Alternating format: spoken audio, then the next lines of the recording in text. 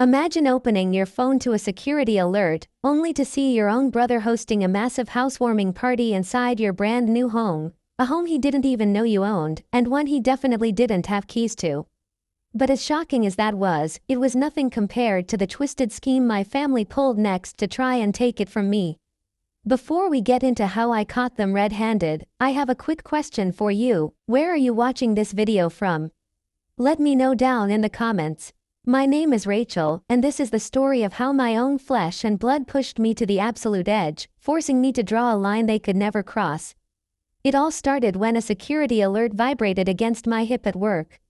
When I opened the thumbnail preview, it completely stole my breath.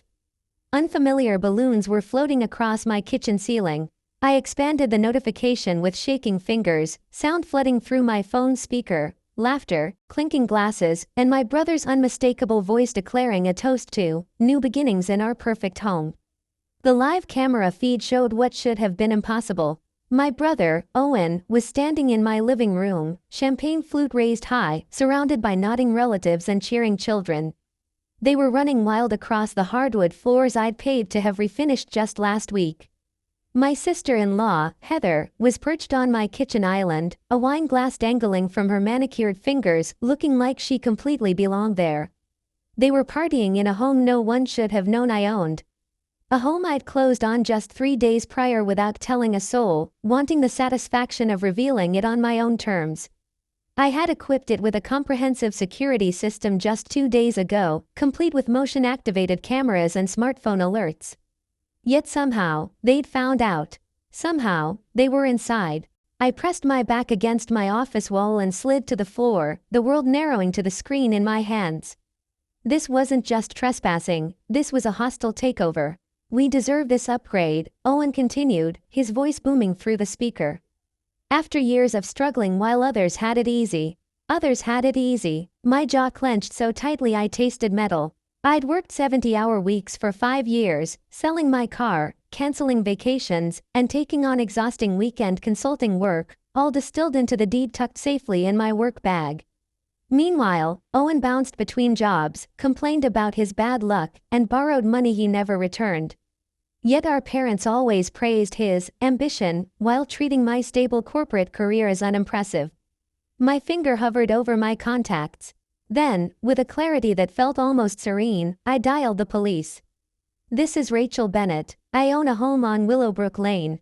There are people inside who shouldn't be there. Do you know these individuals? The dispatcher asked. I watched my brother's smug smile as he accepted congratulations from our relatives. Unfortunately, I said, my voice steadier than I expected, I know them very well. The drive took 19 minutes. I parked across the street, positioning my car where I could see both my phone screen and the front of the house. Soon, police cruisers pulled into the driveway, their lights painting the pristine white exterior in alternating red and blue. Through my phone, I watched a panicked scramble inside. Heather hurriedly hid wine glasses, Owen straightened his shirt, and children were ushered upstairs. When Owen opened the front door, his practiced charm was already in place. Evening, officers. Is something wrong? We received a report of unauthorized individuals on the premises, one officer said. May I ask who owns this property? Owen's chin lifted. This is our new family home. We just closed on it. The lie slid from his lips so effortlessly it almost sounded true. I stepped out of my car, clutching the folder containing every document, the mortgage approval showing only my name, the wire transfer receipts, and the deed with my fresh signature. Gravel crunched beneath my feet as I walked up the driveway. Owen's expression transformed from surprise, to irritation, to a flash of something darker before he composed himself. Rachel, he forced a laugh. What are you doing here? I handed the folder to the closest officer. This is my house. I closed on it 3 days ago. They broke in. The officer examined the paperwork while his partner kept a watchful eye on Owen, whose smile had become rigid.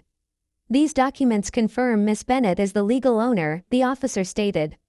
Sir, unless you can provide proof of ownership, you'll need to leave immediately. Heather appeared in the doorway, her voice sharp. This is ridiculous. Owen, tell them. There must be some mistake, Owen stammered, his charm fraying at the edges. Our parents helped us with this purchase.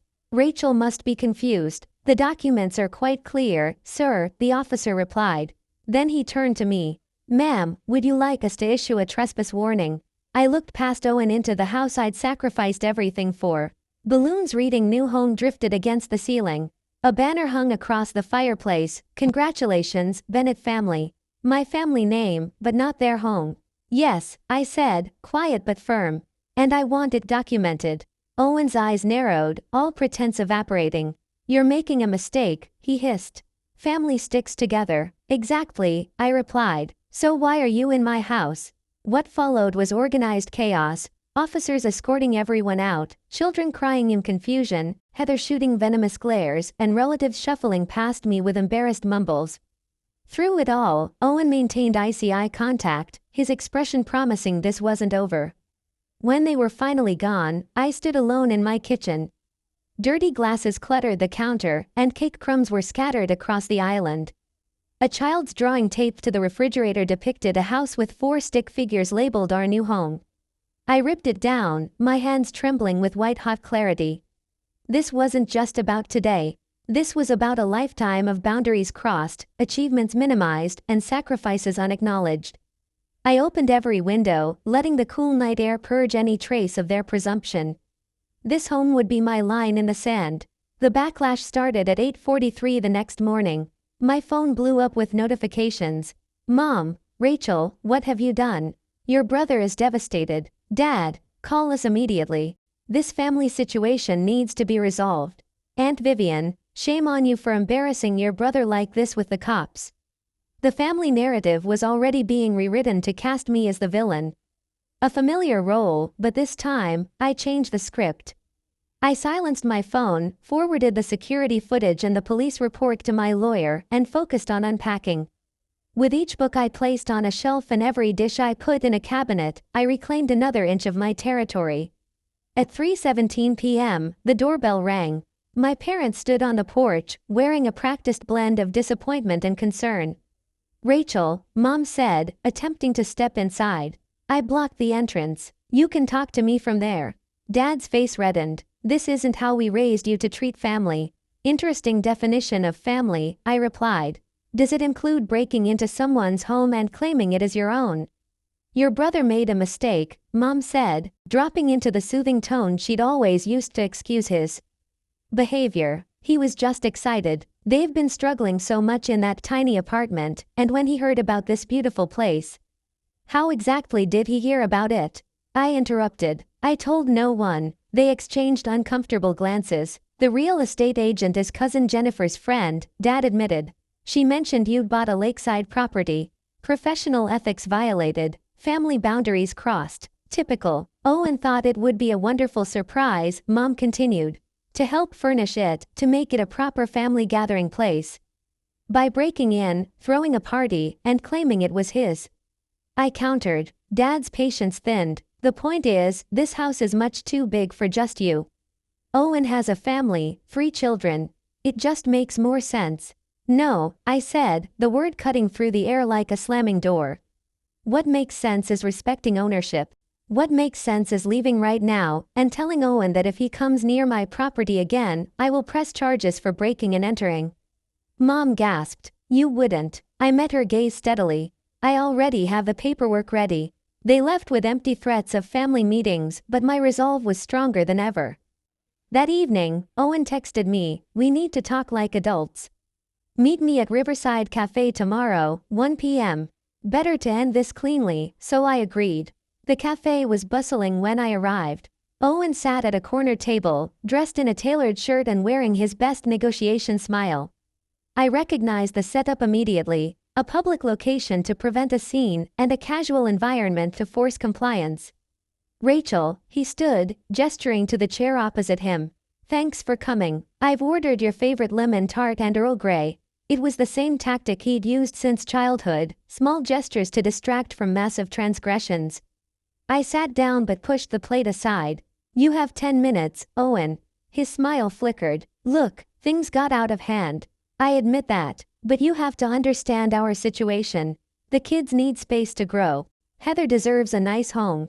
When I heard you'd bought that place alone, without even discussing it with the family." Why would I discuss my personal financial decisions with you?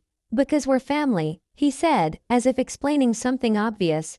Family shares. Family supports each other, like when you shared that you were planning to steal my house. Or when you supported my career by telling everyone at Thanksgiving that anyone could just push numbers around. He waved his hand dismissively. Ancient history. We're talking about now and finding a solution that works for everyone. There already is one, I said. I own the house. You don't. Owen leaned forward, lowering his voice. Mom and Dad think we should share it. They've always taught us to share. Share what's yours, Owen. Not take what isn't. His expression hardened. They're prepared to help me legally. Did you know there are family property precedents?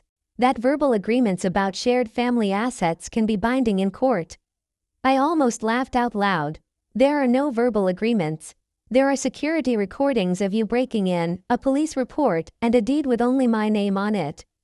Try it. It will get ugly, he warned. Family gatherings, holidays, Mom and Dad's anniversary. Do you really want to be the one who divides this entire family? The familiar weight of family expectation pressed down on me, the toxic assumption that I would always yield, accommodate, and sacrifice to keep a false peace. That harmony was always my responsibility, never his. I stood up, placing my hands flat on the table. Owen, let me be absolutely clear. That house is mine, not yours, not ours. Mine, if you try to take it. Through manipulation, legal threats, or another break-in, I will respond with every document, recording, and legal option available to me. This is not a negotiation. His mask slipped, revealing the raw entitlement underneath. You've always been selfish, always had to prove you're better than everyone else. Well, congratulations, Rachel. You've proven you're willing to hurt your own family for bricks and mortar. A strange, beautiful calm descended over me. No, Owen, I've proven I'm willing to protect what's mine from someone who never learned the difference between ours and yours. As I walked away, he yelled after me, you'll regret this when you're all alone in that big, empty house. I didn't turn back. The escalation was entirely predictable. Within days, social media was flooded with carefully crafted posts of Owen, Heather, and the kids squeezed into their cramped apartment, with captions lamenting how some people hoard space while families struggle. Relatives commented with supportive outrage, and old friends messaged me asking why I was being so difficult. I documented everything. When Owen's car started appearing in my driveway 3 nights in a row, idling for exactly 17 minutes before driving away, I filed for a restraining order. The judge granted it immediately, and the sheriff's office served him the next day. The family response was nuclear. My invitations to family events were rescinded. My mother called in tears, and my father sent a blunt text, your grandfather would be ashamed. Perhaps he would be, or perhaps he'd recognize the exact pattern he had warned me about when I was 12, after Owen stole credit for a science project I had built from scratch. He told me back then, some people believe they're entitled to the fruits of others' labor. Don't let them convince you that their entitlement is more important than your work. I framed those words and hung them right in my entryway. 1 month after the break-in, I hosted a housewarming party. It wasn't for my biological family, but for the colleagues who had covered my shifts when I worked overtime, the friends who had encouraged my savings plan, and the neighbor who had alerted me to the intrusion. As they filled my home with genuine laughter and thoughtful gifts, I realized something profound. Family isn't defined by shared DNA, but by shared respect. Later that evening, my phone buzzed with a text from an unrecognized number. I told Owen what he did was wrong. Not everyone in the family agrees with him. Congratulations on your beautiful home, Cousin Diane. It wasn't a fairy tale reconciliation, but it was proof that standing firm didn't mean standing entirely alone. 2 months later, Owen and Heather quietly bought a smaller home across town that actually fit their budget, and their social media campaign vanished.